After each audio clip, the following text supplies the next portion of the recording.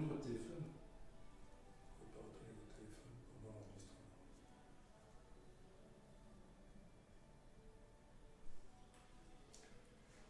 Monsieur Khair, Azoul, bonsoir à toutes et à tous.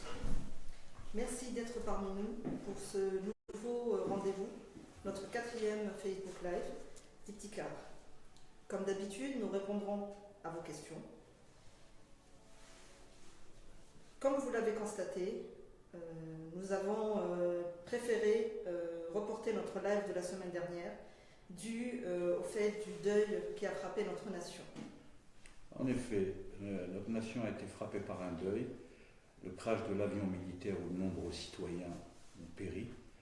Et je voulais à cette occasion, et également en mémoire de Massinissa Galma, mort en 2001, le 18 avril, nous réunir dans un moment de recueillement.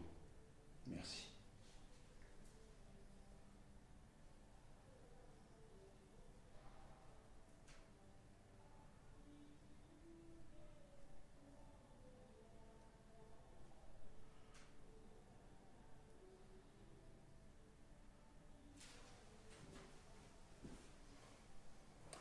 Voilà, merci pour eux, merci pour la nation. Cela reste quand même des moments importants pour nous, pour l'Algérie et pour sa nation. Comme d'habitude, nous allons classer vos questions en 3 catégories: économique et sociale, politique et diplomatique, et celles concernant notre mouvement. Alors, la première série de questions, nous allons commencer par la question de Mehdi Atia. Que pensez-vous du dernier rapport de la Banque mondiale? Mais écoutez, le dernier rapport de la Banque mondiale, je dirais, c'est une tempête dans un verre d'eau. Pourquoi une tempête dans un verre d'eau? Parce que ce que dit la Banque mondiale dans son rapport, dans son dernier rapport, sorti cette semaine, concerne de toute façon bien évidemment notre pays, beaucoup d'autres pays, et n'apporte rien. Nous avons à le dire, nous continuons à le dire. Les conditions économiques se détériorent, comme vous le savez.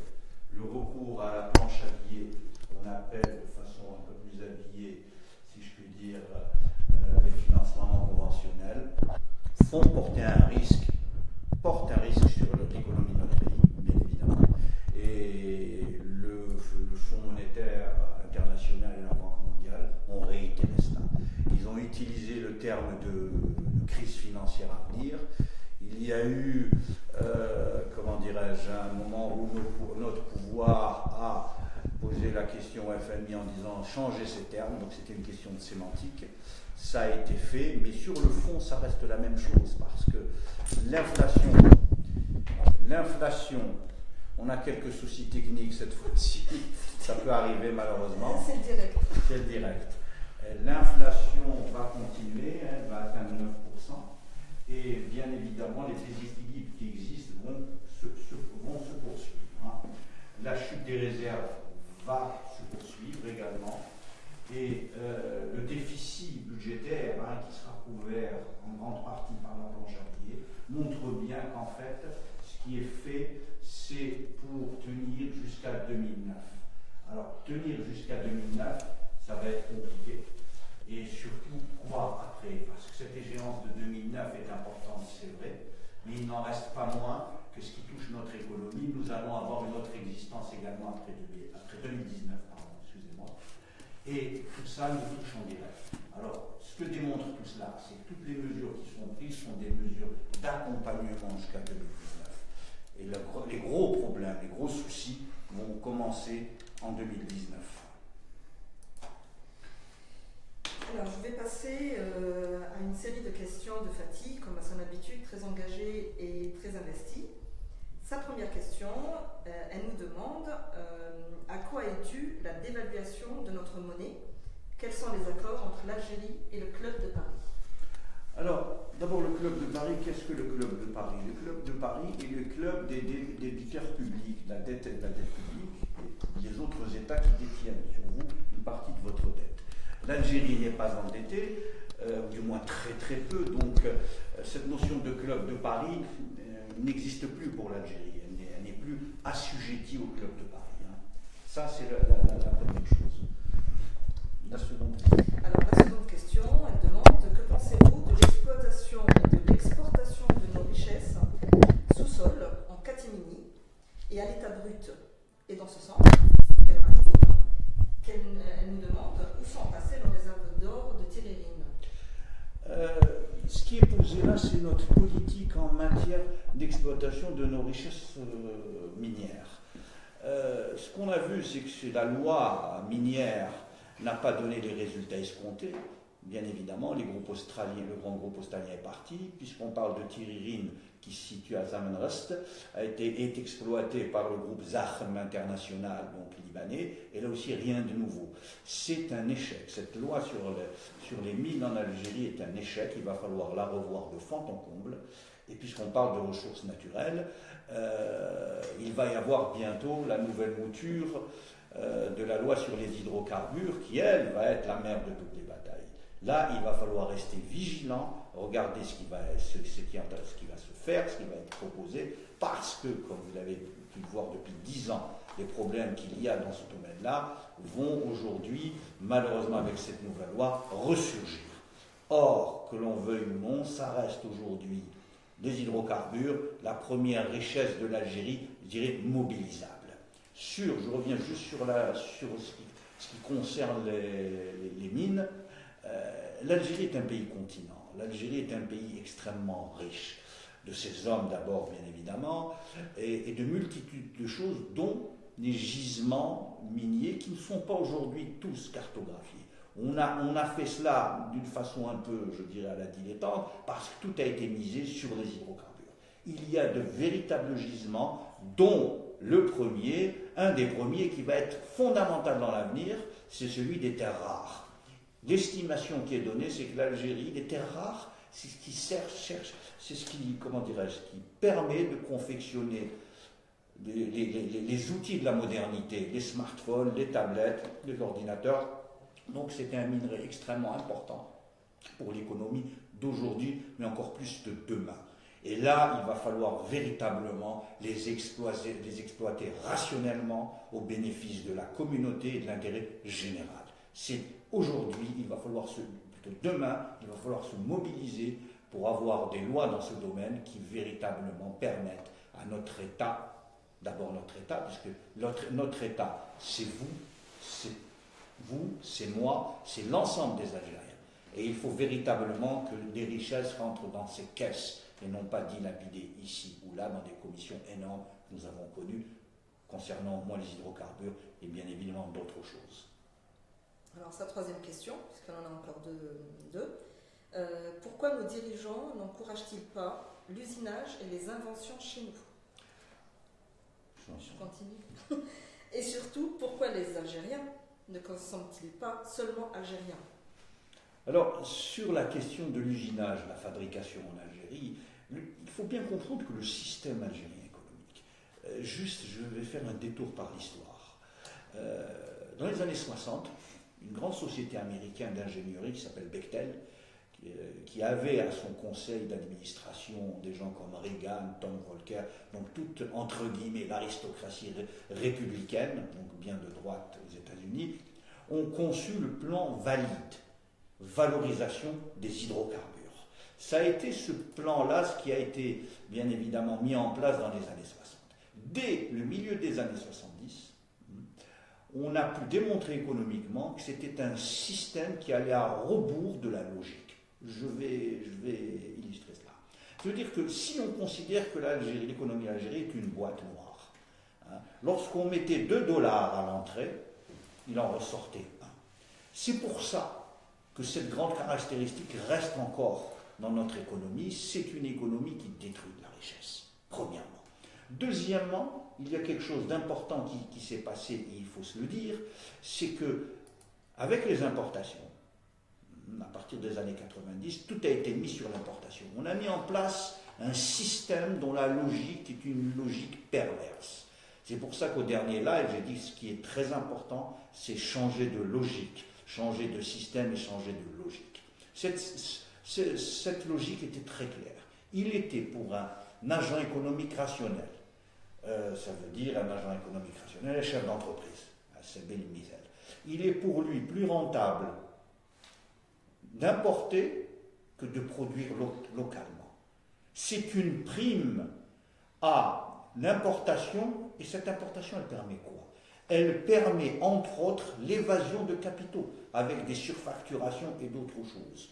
On a créé un système qui permet d'exporter, je dirais, la richesse algérienne vers des paradis fiscaux, vers des, je dirais, pour acheter des empires immobiliers et autres, et comment dirais-je, d'abord, enrichir certaines personnes, certains groupes, appauvrir la population et l'État algérien. Ça a été un transfert massif. Passez-moi l'expression, une pompe à fric, hein, pour ceux qui ont leurs intérêts à l'extérieur. Et le pauvre citoyen, lui, son allocation de vie, il fait pour 100 €, et à côté de ça, avec le système bancaire algérien et international, on permettait l'évasion massive de capitaux. Et ça, c'est important. Donc, ce système-là a été conçu pour ne pas produire en Algérie. Quant à l'innovation en elle-même, elle advient dans des situations économiques particulières. D'abord, une première condition, c'est l'université, pour avoir des gens qui arrivent à développer, je dirais, d'abord la recherche se fait dans l'université avant de passer au côté technologique de la chose avec les entreprises. Et ces entreprises-là, pour aller vers l'innovation, il faut qu'elles soient en système de concurrence. Donc nous n'en sommes pas là. Il va falloir reprendre tout du début. En clair, revoir déjà tout le système scolaire universitaire. Et je dis toujours, et cette question-là, elle résume très bien la chose. Le système détruit les richesses et fait fuir l'intelligence. En cette question-là, on a, je dirais, le condensé de la logique, de l'illogisme du système qui nous gouverne depuis 62. Dans ce sens-là, elle rajoute aussi où sont passés nos artisans. Alors, nos artisans, c'est très intéressant. Mais je vous donne un exemple. Là. On a vu à partir fin des années 60, dans nos campagnes, on a vu les cruches être remplacées par des seaux en plastique. Très intéressant, pourquoi? Parce que la cruche, c'est quoi? C'est d'abord un savoir-faire millénaire qui se transmet. On a cru dans un rêve hypothétique d'une industrialisation à tout va, sans savoir que l'industrialisation, c'est d'abord une culture. Une culture. On ne passe pas d'un jour à l'autre, d'un statut à un autre. Dans d'autres pays, on a permis à l'artisanat d'évoluer. Il y a, chez nos voisins par exemple, une industrie automobile qui a bénéficié, je dirais, de l'artisanat. Comment? Je dis que la sous-traitance s'est formée également, sur certains produits, autour des artisans qu'on a requalifiés. C'est toute une culture. La rupture moderne, la modernité, nous sommes tous pour. Encore faut-il qu'elle soit générée par la société, accompagnée et productrice d'un avenir meilleur. On a fait, si vous voulez, de l'artisan algérien, on en a fait quelqu'un dont on a dépossédé, dont on l'a dépossédé du savoir, d'une expérience et d'une expertise. Pour devenir quoi? Eh bien, un consommateur. Consommateur rentier. Parce que si au moins on consommait ce que nous produisions, et on revient à votre question, pourquoi nous ne produisons pas? Mais parce que la rente a permis tout cela. Cette rente-là qui a permis d'éliminer 3 valeurs que je dis souvent, le travail, la gestion et abolir le temps. Et c'est cela qu'on va reprendre aujourd'hui, parce que le temps de la rente est en train de disparaître. On rentre dans autre chose, dans un autre monde. Et ce monde-là, il va falloir s'y préparer véritablement. Et c'est une question qui nous intéresse tous. Personne n'y échappera. Encore une question de Fatih. Pourquoi nos dirigeants bloquent-ils ces vitales? Alors, je ne vais pas parler de ces vitales particulièrement. Il est clair que certains chefs économiques, plutôt certains dirigeants économiques privés posent souci à certains clans et qu'on lui fait payer cela, on fait payer cela. Cherbrab n'est pas le seul, il est le plus emblématique sûrement, mais c'est encore valable pour des gens dont on connaît peu, encore qui sont peu médiatiques. Et c'est vraiment un problème. C'est vraiment un problème parce qu'on sacrifie la production à, je dirais, des raisons personnelles ou des raisons qui sont d'ordre politique et surtout pas. Ce qu'il faut faire, c'est accompagner nos chefs d'entreprise, c'est accompagner ceux qui ont des projets, mais projets bien évidemment qui se situent dans le cadre de la loi et qui respectent toutes les lois, dont les lois fiscales. Voilà. Il ne suffit pas de s'arroger chef d'entreprise pour dire, moi je ne réponds pas aux normes fiscales et autres, ce qui n'est pas le cas de Cévital, bien évidemment, mais je parle de façon beaucoup plus large, il faut véritablement faire ça. Et n'oublions pas que quand même, il faut quand même le dire, que l'accès à ce genre de taille d'entreprise n'est possible dans un premier temps qu'avec l'adoubement du système. Après, les intérêts des uns et des autres ne convergent pas, divergent, et on assiste à ces querelles dont la première victime, eh bien, écoutez, c'est l'économie algérienne, les citoyens algériens. Alors, il y a Walid Ibn Rushd qui nous demande comment faire avec la corruption. Vaste problème, vaste programme. D'abord, je voudrais dire quelque chose qui me paraît essentiel. Il y a quelques années encore, nous nous gaussions d'autres pays, du pourtour, en disant « mais Douma échouerait dans le choix ». Malheureusement, aujourd'hui, les valeurs de notre société ont changé. Elles ont changé parce qu'elles ont été inoculées. Elles ont été inoculées d'un virus qui est celui, entre autres, de la corruption, de la concussion. C'est très important. Aujourd'hui, il faut repartir du début. C'est quoi le début? C'est l'éducation, c'est les valeurs, c'est la reconnaissance du travail. Nous sommes une économie d'intermédiation. D'une certaine façon, il n'y a plus de travail, il n'y a que de l'intermédiation. Et dans l'intermédiation, il y a des marges qui se créent qui ne sont pas du travail. Ça, c'est la première chose. Et en plus, ce qui est très important, c'est qu'aujourd'hui, tout se négocie. Avant, la corruption concernait les grands marchés. Dès les années 70, qu'on soit bien clair. Puis après, à partir des années 80, on a eu une démocratisation de la corruption qui a atteint ces 20 dernières années ce sommet. Aujourd'hui, dire être corrompu ou corrompre quelqu'un n'est plus considéré délictueux, non pas par la justice, mais par la société. C'est pour ça qu'il va falloir vraiment un travail de fond. Quant à la justice, qui elle, bien évidemment, doit être le bras armé, séculier de l'État, mais plus que ça, de l'intérêt général, parce que la corruption s'attaque à l'intérêt général, donc au vôtre, au mien, à celui de tous les Algériens, dont d'abord celui des plus démunis, eh bien déjà, la justice elle-même connaît ce genre de cas, et pas une ou pas deux. Ça veut dire qu'en fait, c'est pour ça que je pense qu'il y a une refonte de tout le système. C'est ce que nous disions, c'est ce que je dis dans notre programme que je vous ai présenté les grandes lignes une des dernières fois, le Mashroua Isti'ada. Vraiment, c'est un projet de reconquête. Et l'éducation et la justice font partie de cela. Pour éradiquer la corruption passe par l'éducation, passe par un véritable état de droit et non pas juste un état de loi et des gens qui peuvent l'appliquer. Sans compter quelque chose qui me paraît essentiel dans cette reconfiguration, c'est que les gens qui sont en contact, je prends pour les impôts ou les douanes, il faut que ces corps-là qui sont exposés à la corruption soient payés correctement pour faire leur travail correctement. Si on accepte que quelque part ça fasse partie du jeu, on pourrit toute la société. Toute la société. Et enfin, à un moment vous parlez de quelque chose d'avenir, c'est les nouvelles technologies. Pourquoi? Parce que je prends le cas des impôts. Dès lors où une entreprise, où il n'y a pas de rapport direct personnel, c'est-à-dire que vous n'envoyez pas un inspecteur des impôts négocier les choses, mais ça se fait, la négociation se fait par Internet ou par une personne, mais surtout le paiement se fait de façon sécurisée, il y a moins de marge, tout est traçable. Et ça revient à la question de l'open data, des données économiques. Il faut qu'on sache tout sur les marchés, tout sur les chantiers. C'est pour ça que nous lançons l'application concernant les chantiers publics.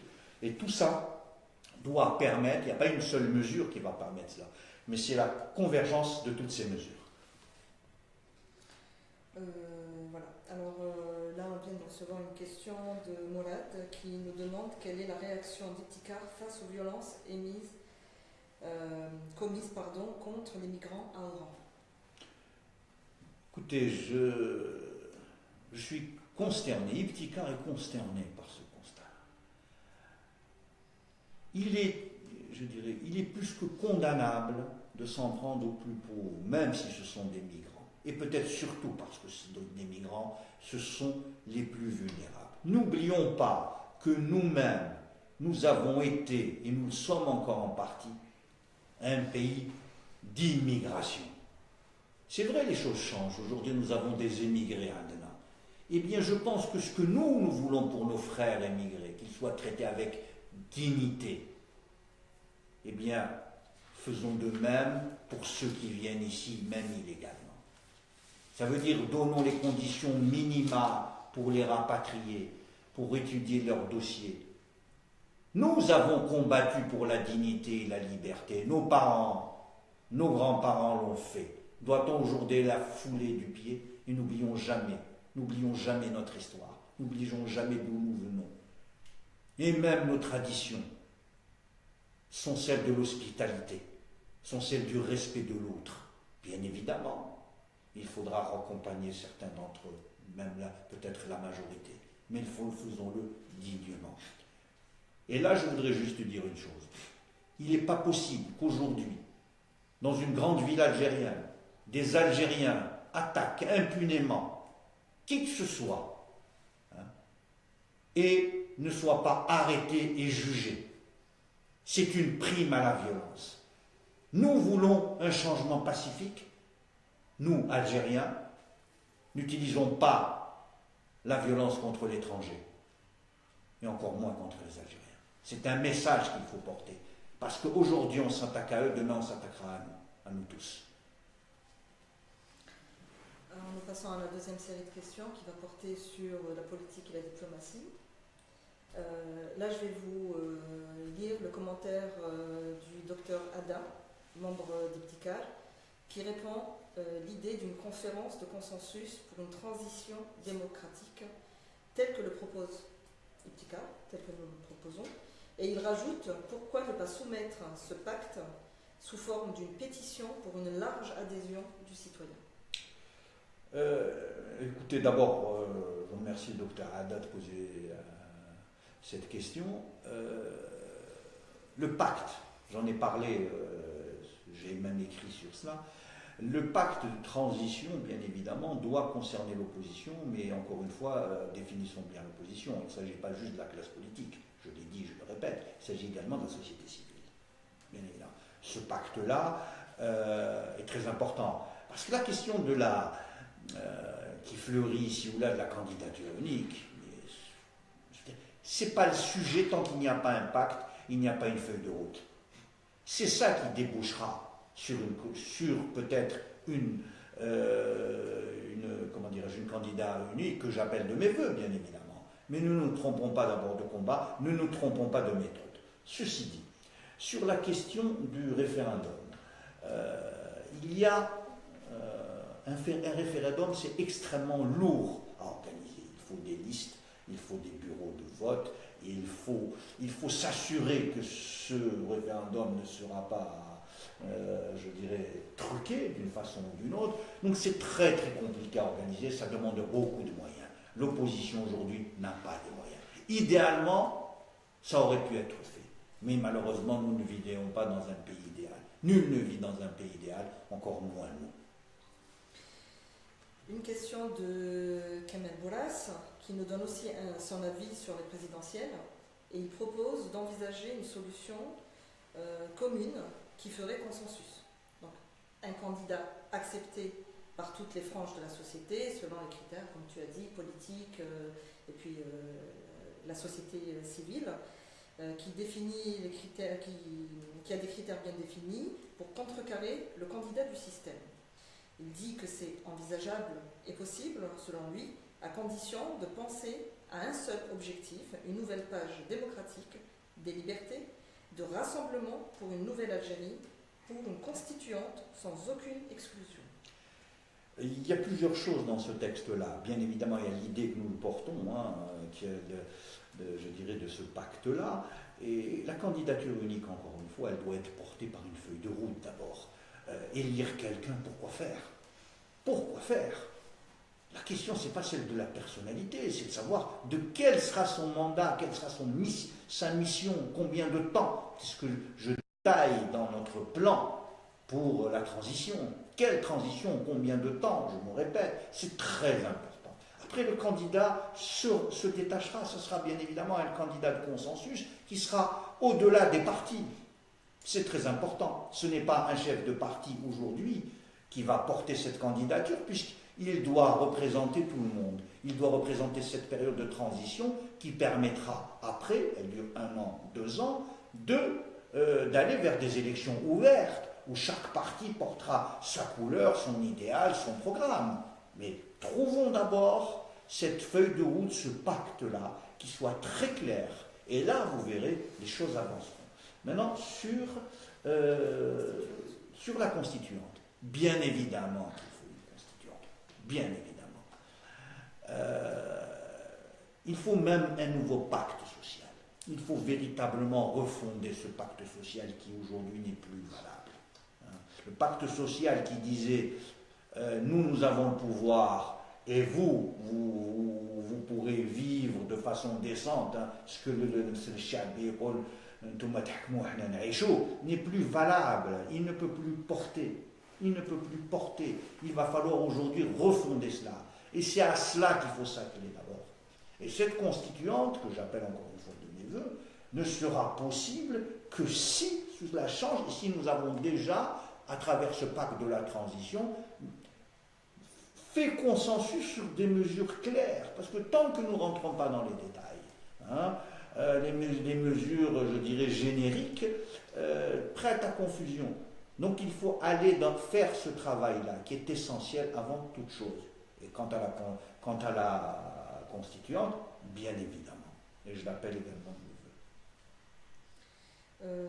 Jamel Debza nous dit qu'une grande majorité des politiques sont installés confortablement. Cet état de fait est entretenu et exacerbé par le pouvoir, la presse. Cela a pour conséquence de détourner de l'essentiel, le changement des consciences. Il ajoute qu'Ibtikar peut être le déclencheur des changements. Il met l'accent sur la décrépitude de l'éducation et de l'enseignement et pose les questions suivantes. Pensez-vous que les enfants de la matrice ont été préparés à succéder à leurs parents au pouvoir? D'accord. Alors, d'abord, je voudrais bien dire, bien évidemment, corroborer ce que dit M. Jamel Debza. Oui, il va falloir un changement, mais la question, c'est la conduite du changement. Et quel changement? C'est très important. Alors oui, la classe politique algérienne, dans sa majorité aujourd'hui, est quelque peu routinière, mais il va falloir changer ça, il va falloir se réinventer, il va falloir parler d'avenir aux Algériens. Aujourd'hui, personne ne parle d'avenir. Moi, je veux bien continuer à critiquer tous les jours le système, mais il faut savoir porter ses responsabilités historiques. Un homme d'État se situe dans l'histoire, il n'est pas que dans le présent.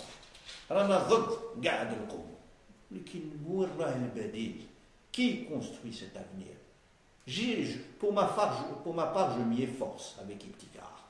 C'est cette idée d'avenir qu'il faut permettre de faire naître et de faire partager. Et ça, c'est un combat, un véritable combat de long terme. Oui, il va falloir articuler le court terme, qui est le régime part et faire face à la crise, et le long terme, celui du projet que l'on doit partager. C'est très important. Sans projet mobilisateur, les gens ne bougeront pas. Or, combien sommes-nous à parler de l'avenir aux Algériens? Parce que parler du présent, c'est simple. On a gazet. Le 5e mandat, on est pourquoi? C'est ça. L'enjeu est là. Et ça, nous pouvons construire ensemble. Personne dans son coin ne peut le faire. Sur les enfants de la matrice, très intéressant. Les enfants de la matrice. Alors je vais vous dire, regardez autour de vous. connaît tous Mafouflan ou Siflan ou Fultan. Dites-moi, si dans la haute administration, dans les entreprises nationales, il y a leurs enfants, là, il n'y en a pas. J'ai été haut fonctionnaire jeune, à 27 ans, il y a bien longtemps maintenant. Je n'en ai pas vu un. J'ai été dans une entreprise nationale. Ils ont tous organisé le fait que les monopoles et la richesse sortaient de l'État et allaient vers le privé. Ils les ont tous formés pour aller vers le privé. Ça veut dire qu'on a fait sortir de les richesses de l'État, on les a transférées vers des monopoles privés ou des activités privées lucratives. Dès lors qu'ils les coopérants techniques, leurs enfants خرجوا soit à l'étranger, soit en Algérie avec des compagnies dont on parle. Voilà. Et c'est ça, voilà où sont les enfants de la matrice. Ils ne sont plus dans la matrice. Ils ont aujourd'hui l'argent sans la responsabilité. C'est pour ça que d'une certaine façon, notre sort, intéresse peu les gens de la matrice. Ce qui les intéresse, c'est de pouvoir continuer à transférer, et que cela dure. Et ça, c'est important. Dans le même sens, il y a une personne qui me demande, je ne la vois plus, comment on pourrait faire ce changement sans chaos. D'abord, je voudrais dire juste une chose. Souvent, si vous voulez que ça bouge, qu'il y ait le chaos. S'il y a bien une chose que nous ne voulons pas, c'est bien cela. Nous resterons totalement pacifiques. Et je dis à ces gens-là, comment pouvez-vous nous dire à nous, vous serez responsables du chaos. Les seuls responsables, ou plutôt irresponsables, c'est ceux qui, sans discontinuité, sont au pouvoir depuis 62. Nous n'avons pas eu une minute de ces 56 années au pouvoir. Nous sommes responsables de rien. Les grands responsables de la catastrophe, vous les connaissez, nous les connaissons. Nous continuerons, bien évidemment, pacifiquement, et je le martèle bien, pacifiquement, à revendiquer nos droits de citoyens, à revendiquer une alternative politique, à mener cette alternative politique, à proposer, à élaborer, proposer une alternative,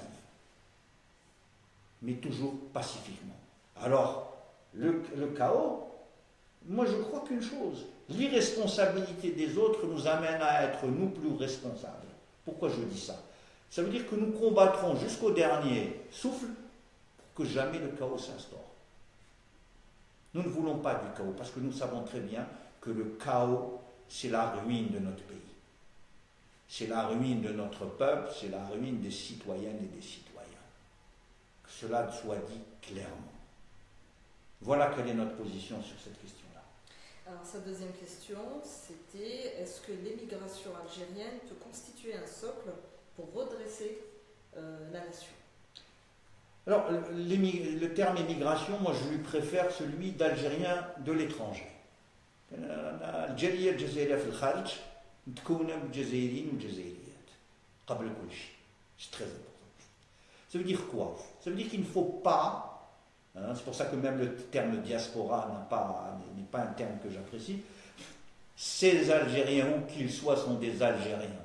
Et ils aiment leur pays dans leur grande majorité, autant que ceux qui résident en Algérie, et ils ont, malgré toutes les lois iniques, les mêmes droits et les mêmes devoirs. Sur cette question-là, moi, ce n'est pas que je crois, je suis éminemment convaincu, iptikar et éminemment convaincu que les Algériens de l'étranger ont une part active, pas eux seuls bien évidemment, au changement. C'est des gens qui ont grandi ou sont constitués, ou ont travaillé, donc ils ont enseignement, compétences et expérience dans un monde ouvert, un monde celui de l'innovation, un monde des droits démocratiques, dans la majorité, et qui ont cette expérience-là. C'est des gens qui peuvent réensemencer cette terre fertile d'Algérie, celle qui malheureusement, dont on a fait un désert aujourd'hui. Cette communauté algérienne, la nôtre, les Algériens de l'étranger, seront, de mon point de vue, un élément important. Mais avec les Algériens d'Algérie, bien évidemment, il n'y a pas opposé les uns aux autres. C'est main dans la main, il sera possible de bénéficier de ça. Je rajouterai une chose, je reviens toujours à ce monde moderne. Aujourd'hui, que vous soyez à Toronto, que vous soyez à Los Angeles, à Malaga ou à Tunis, vous pouvez contribuer dans votre pays, ne serait-ce que par la dématérialisation, le net, par tout ça, par vos idées, par vos travaux, par vos projets, vous pouvez vous insérer. Mais cela demande quoi? Et là, je reviens toujours à cela. Ça demande de redonner de l'espoir. Ça demande de redonner une vision positive de l'Algérie. Ça demande de redonner une appréciation de soi-même aux Algériens. C'est à ces conditions-là que nous mettrons en place une alternative dans laquelle les Algériens يفتخروا بها ويكونوا حاضرين ويعاونوا بلادهم pour un autre مستقبل آخر.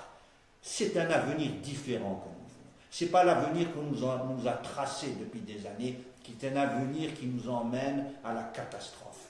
Nous voulons que l'Algérien reprenne sa place, qu'il retrouve le sourire, qu'il retrouve l'envie de travailler, qu'il retrouve l'optimisme. Notre pays, je le redis, est un pays continent qui peut nourrir tous ses enfants et encore plus que cela.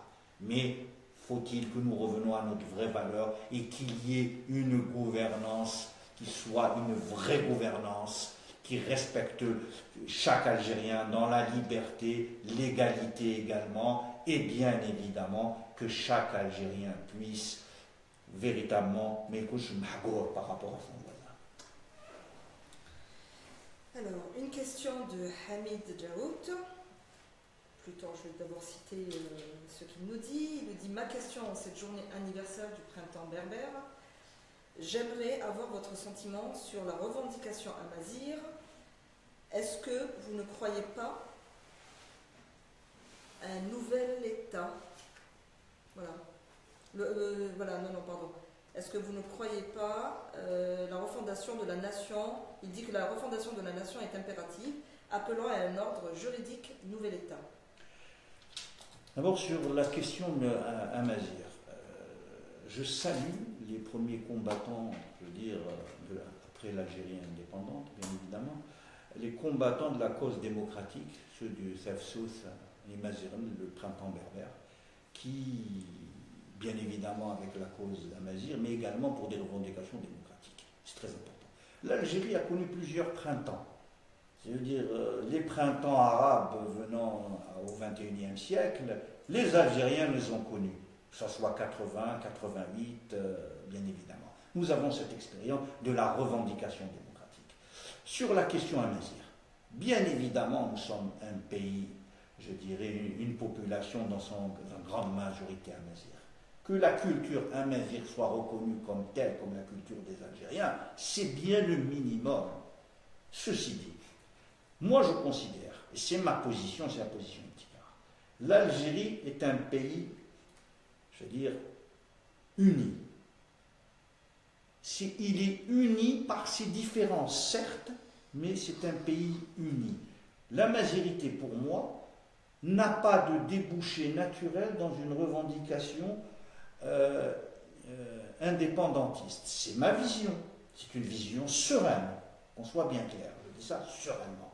C'est-à-dire, pour moi, l'amazirité est nécessaire, sa revendication est légitime et bien plus que cela, mais moi, pour ma part, pour Iptikal, cela ne débouche pas sur un séparatisme ou une indépendance. Lorsque je dis ça. Je dis également qu'elle ne doit pas être instrumentalisée d'autre part pour dire « Nahnou ga amazigh », donc cette question ne se pose plus puisque nous sommes tous amazigh. Là, pourquoi? Parce que la question de notre identité est importante. Elle est fondamentale. Elle est fondamentale, comme j'ai dû à le dire, pour notre politique intérieure, pour notre politique extérieure. Nous sommes certes amazigh, nous sommes également de culture arabe, musulmane, bien évidemment. Nous sommes également africains, et lorsque je parlais des immigrés africains en Algérie, nous sommes, la géographie est ce qu'elle est, elle est encore plus importante parfois que l'histoire. Nous sommes méditerranéens, nous bien évidemment nous terminons aussi au monde arabe, c'est pouvoir articuler sereinement et harmonieusement toutes ces dimensions. Une identité, c'est un processus cumulatif, c'est une addition, c'est pas une soustraction. Oui, nous sommes amazirs et nous revendiquons la culture amazigh dans toutes ses acceptions. Ça m'amène à dire, faisons attention quant aux manipulations de ça et réglons cette question qui est infiniment liée à la question démocratique en Algérie. Voilà.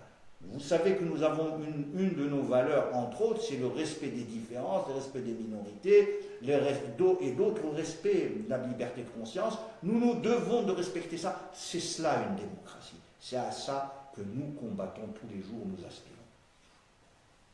Alors, nous avons reçu une question de Philippe Pérez. Donc, il nous a envoyé un message où il nous dit « Je ne suis pas algérien, mais je vous suis intéressé par vos prises de position novatrices, tant sur la forme que sur le fond. Et il aimerait savoir et nous entendre sur une idée forte, celle de la Méditerranée comme concept unificateur. » D'abord, je remercie M. Pérez de nous suivre avec attention. Il faut toujours s'intéresser à ce qui se passe chez ses voisins, M. Pérez. Ça fait avancer l'histoire. La question méditerranéenne, elle est importante. Cette dimension, nous avons, depuis de nombreuses années, effacé cette dimension-là. Elle n'est plus fondamentale chez nous. L'Algérie, c'est quoi? Entre autres, l'Algérie, encore une fois, c'est un immense pays. L'Algérie, c'est sa fenêtre méditerranéenne, c'est ses villes, c'est Alger, c'est Oran, c'est Annaba, et d'autres, c'est Bougie. Ces villes ont participé à la Méditerranée. Elles ont participé à tisser ces liens, à créer, à participer à une civilisation. Parce qu'encore une fois, l'histoire court, l'histoire est là pour nous en parler. Les liens entre le sud et le nord sont toujours là. C'est une trame dans notre identité, cette question de la Méditerranée. Elle est, comme d'autres dimensions, comme je vous le disais, elle est importante. Alors, qu'est-ce que cela veut dire aujourd'hui politiquement? Moi, je crois d'abord à la construction de la Méditerranée occidentale. Géographiquement, c'est quoi? C'est le détroit de Gibraltar, et c'est le détroit de Messine, on va faire simple, entre l'Italie et Tunisie, Libye. Ça, c'est un ensemble. Ces pays-là, de par les liens qui ont été parfois des échanges, parfois des guerres, parfois plein de choses, mais aujourd'hui dans un monde qui connaît deux évolutions, qui peuvent paraître antagonistes, il est important de se dire qu'il y a la globalisation, mais il y a également la régionalisation. Ça veut dire quoi dans mon discours? Ça veut dire que la Méditerranée est importante, mais elle est aussi liée à la question de l'Afrique du Nord, de la question du Maghreb central. Il faut que le Maghreb central soit un acteur de cette Méditerranée. Il faut que nous revenons, et surtout l'Algérie. Il y a de nombreux programmes dont nos voisins bénéficient sur l'éco-environnement, sur les ressources halieutiques, sur différentes choses, où l'Algérie ne prend pas sa part. Il y a des crédits pour notre économie, pour autre chose, pour la dépollution. Tout ça crée des liens et c'est important de les remettre en place, sachant que l'Union européenne, en tout cas ces 4 pays de l'Union européenne, sont pour l'Algérie et ses voisins les pays, plutôt le poids de ces pays dans le commerce extérieur de nos pays des investissements est très important, sont les premiers. Ces liens économiques doivent s'accompagner de liens politiques, mais qui demandent, encore une fois, et je le dis à chaque fois, à mes amis français et autres, cela demande des rapports d'égalité, des rapports de respect, parce que, encore une fois, quoi que nous fassions, la géographie est encore plus forte que l'histoire. Nous resterons des voisins. La dérive des continents ne permettra pas de nous éloigner bien loin. Donc cet avenir-là, dans toute indépendance, j'insiste sur cela, faisons qu'il soit le meilleur pour les uns et pour les autres. Et la Méditerranée peut y concourir. Un message d'Elena qui se termine par une question où elle s'adresse plus à toi, où elle te remercie pour ce que tu fais, ce que nous faisons. Et elle dit que tu es et on est parmi les seuls à parler d'avenir, et qu'elle espère que tu seras président. Donc, et elle dit comment que nous, Iptikar, pouvons voir les 20 années à venir. Les 20 années à venir, en tout cas les premières, seront des années difficiles. Il ne faut pas se le cacher. Il faut dire la vérité aux Algériens. Le pays a été mis dans un état, je veux dire, déplorable. Il n'y a pas que les questions économiques, il y a les questions de valeur, et je parlais du travail, il y a les questions de respect, il y a de nombreuses choses à faire. Il va falloir refonder, je dirais, l'État et le pacte social. C'est un long chemin qui va nous mener. Alors, bien évidemment, qu'est-ce qu'il y a au bout de ce chemin? C'est en quoi nous devons croire. Nous devons croire d'abord en nous, en tant qu'Algériens. Nous ne croyons pas bien souvent en nous. Nous ne croyons pas en l'autre Algérien. Il va falloir rebâtir ce lien de confiance. Il va falloir, bien évidemment, se remettre au travail. Refaire ce que nos grands-parents avaient. Vous savez, les paysans que nous étions, de façon générale, c'est des sacrifices le matin et le soir, et des saisons pour voir le fruit de leur travail dans une récolte. Il va falloir nous remettre, il va falloir sortir de l'esprit rentier qui nous a détruits. Tout cela demande quoi? Demande d'abord un pouvoir politique fort de sa légitimité et de la confiance dans le peuple. C'est ce long travail auquel j'essaye de m'astreindre avec Iptikar. C'est de renouer cette confiance, cette proximité entre vous et nous, cette totale transparence et bien évidemment le projet d'avenir.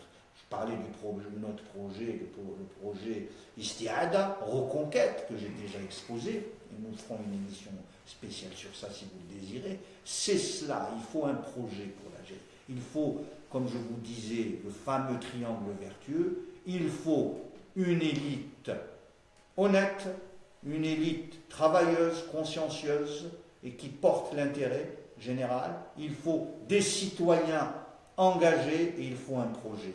C'est dans ce triangle-là que nous pourrons bâtir un avenir. Alors dans 20-30 ans, j'espère que nous serions sortis du pétrole. J'espère que tous nos enfants auront eu des études qui leur permettent d'être des innovateurs dans de nombreux domaines. J'espère que les richesses innombrables de notre pays seront exploitées au bénéfice de tous. J'espère que cette Algérie prospère sera un modèle pour d'autres nations. Nous avons été un modèle pour la lutte de libération, pour la conquête de la dignité. J'espère que demain, nous serons encore un modèle. C'est reconstruire notre soft power, avoir un discours à porter au monde. Mais comment voulez-vous avoir un discours lorsque vos actions sont contraires à ce que vous dites? Et quand vous dites quelque chose, parce que malheureusement aujourd'hui, l'Algérie est aphone. C'est tout ça qui va reconstruire. C'est cette confiance, mais cela demande du temps. Il va falloir d'abord s'atteler à véritablement créer ce nouveau lien et faire face à cette crise qui risque de nous emporter. Il faut le dire, le danger est là. Mais moi, j'ai confiance dans le citoyen algérien. J'ai confiance dans cet avenir. Encore une fois, c'est tous ensemble. Celui qui vous dira « j'ai seul la solution », vous mentira. Nous ne construirons qu'ensemble. Sinon, cela ne sera pas possible et je ne parie pas sur notre avenir dans ces conditions-là. Mais sachez bien que cet avenir est entre nos mains, entre vos mains, et nous devons de le construire ensemble. Et donc dans la même série de questions, il y a Nadia Adoun qui demande si tu envisages de te présenter au présidentiel. Cette question est intéressante parce que se présenter aux élections présidentielles. D'abord, il faut avoir quelque chose à dire aux Algériens. Il faut avoir un projet. Il ne faut pas juste dire s'autoproclamer candidat. Il faut construire un lien. Ça prend du temps. Je m'y attelle, les petits gars s'y attellent avec moi. Ça prend du temps.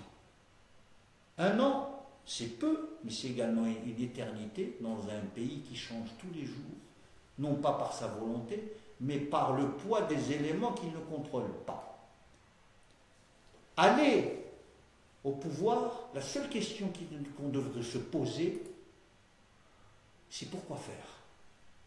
Si c'est juste pour s'asseoir sur une chaise, un fauteuil ou un trône, c'est faire peu cas des ambitions de notre pays. Le but n'est pas là. Le but, c'est de redonner du sens, remettre en ordre les choses, innover pour une autre Algérie. Oui, j'ai cette ambition, bien évidemment. Mais il est encore trop tôt pour moi pour me poser cette question. Le temps voulu, le temps nécessaire, après avoir parcouru ce chemin-là, là, je serai en capacité de répondre à cette question-là. Mais bien évidemment, nous essayons tous d'apporter ensemble ce projet Adelbadil.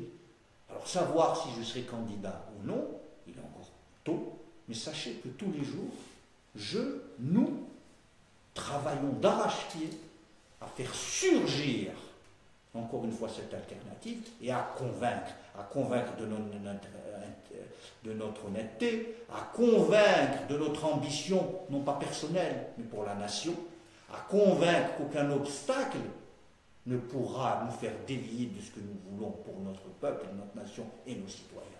Oui, cela je le fais tous les jours. Et je continuerai à le faire. Et Nadia Hadoun me reposera cette question dans quelques mois. Je serai plus en capacité de le répondre. Pour le moment, nous travaillons. Merci Samy. Nous allons passer à notre dernière question. Et c'est Dahmen, qui est un militant à Ibtikar, qui aimerait connaître les prochaines étapes de développement sur notre territoire. Et tout à l'heure, j'ai vu passer aussi une question où il y a une personne qui nous a demandé qu'est-ce qu'on a pu faire, qu'est-ce qu'Ibtikar a pu faire pendant les 4 premiers mois de cette année. D'accord. Alors, sois bien clair. Ibtikar est un mouvement jeune. Ce n'est pas pour ça qu'il n'a pas d'ambition, bien au contraire. Un mouvement qui se veut innovant dans sa forme et dans ses actions. Nous avons choisi d'abord les réseaux sociaux. Pourquoi? Parce qu'aujourd'hui, l'activité politique et même associative en Algérie est extrêmement compliquée. Et encore. C'est le moins qu'on puisse dire. Aujourd'hui, nous sommes pris dans un étau qui fait que nos activités sont encore sous la ligne de flottaison. Mais ceci, d'abord, nous sommes en train d'architecturer un programme qui viendra. Nous sommes en train de discuter avec de nombreuses factions de l'opposition pour essayer de sédimenter, de centraliser tout cela. Ça, c'est ce qu'on fait, on n'a pas besoin de le dire tous les jours. C'est notre travail quotidien, c'est notre labeur. Projet, alternative et rassemblement. D'abord, c'est ça notre travail. Maintenant, vis-à-vis des membres, nous sommes en train de nous développer avec la contrainte que vous connaissez, à cause des agréments. Nous n'avons pas d'agrément, donc nous ne pouvons pas avoir de siège comme tel. Nous sommes en train de nous développer. Le 28 de ce mois d'avril, je serai à Oran pour une rencontre avec les militants. Marhaba bikoul ahl Ouharan. Seront là, nous discuterons, nous verrons comment on peut avancer. Nous sommes déjà présents dans de nombreuses villes. Je ne vous les citerai pas toutes. Nous sommes déjà là, nos cellules fonctionnent, et d'abord nous sommes là en train d'élaborer cela. C'est ça nos actions. Elles sont là. Je veux dire, parce qu'encore une fois, si nous ne sommes pas en capacité de réunir des gens sur un projet, si c'est juste pour sortir nous voulons être ce que va préfigurer cet avenir que nous devons partager tous ensemble. La contestation, nous la portons. Mais il ne suffit plus. Elle ne suffit plus. Et il faut architecturer ensemble. Et ensemble, d'abord nos militants, nos sympathisants, Inch'Allah, demain, une grande partie du peuple algérien. C'est ça que nous portons. En 4 mois, nous travaillons. Nous allons bientôt sortir les applications, ce qu'on appelle les Civic Tech, on en a déjà parlé, qui vont être sur le terrain très vite. Et tous ces liens, tous ces passerelles, toute cette proximité va concourir à faire émerger ce projet-là dont les grandes lignes sont là. Nous ne voulons pas le mettre tout de suite sur la table, nous voulons continuer à l'architecturer pour le jour venu, le présenter à tous les Algériens. Voilà, on est arrivé à la fin de notre Facebook Live. Merci beaucoup pour ces échanges qu'on a pu avoir avec vous, pour les questions que vous nous avez posées. Nous vous donnons rendez-vous le samedi 12 mai donc pour un petit live et nous attendons encore, comme d'habitude, vos questions sur notre page Facebook, par mail, sur notre groupe ou bientôt sur notre site internet. Bonne soirée. Je vous dis à bientôt. Le 28 à Oran, l'adresse sera mise bientôt. Excusez-nous pour le début du live qui fut un peu sportif, parce que bien évidemment, c'est le direct et lorsqu'on innove, ça pose parfois des problèmes. J'espère que le message est passé et bien évidemment, restons toujours en lien. Restons dans cette proximité, continuons à échanger, parce qu'on